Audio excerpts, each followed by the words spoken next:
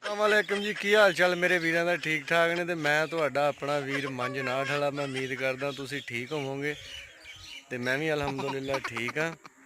अज एक सियाना बंदा गल सुनावे, कहंदा कोई ना बाबा ठूहें बेचन दिया ही ते कहंदा मैं उहनूं पुछया कि बाबा वड्डा ठूहा किन्ने दा? कहंदा पुत्तरा ये 3000 रुपये दा। कहंदा मैं क्या बाबा जेहड़ा छोटा ठूहा ये किन्ने दा? कहंदा ये भी 3000 रुपये दा। कहना मैं क्या बाबा दिमाग सही है, ठूहे वो छोटा वा वड्डा वा, एक 3000 का दूआ भी 3000 का दसन दे।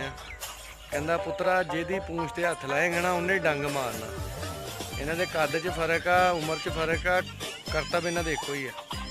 वो हिसाब वड्डे मियाँ साहब का तो छोटे मियाँ साहब का। जिहड़ा भी घूमच आ गया ना मारना इन्हां ने डंग ही है। जिहदी पूंछ ते हथ रखोगे उन्हें तुहानूं डंग मार देना। ते अल्लाह खैर करे।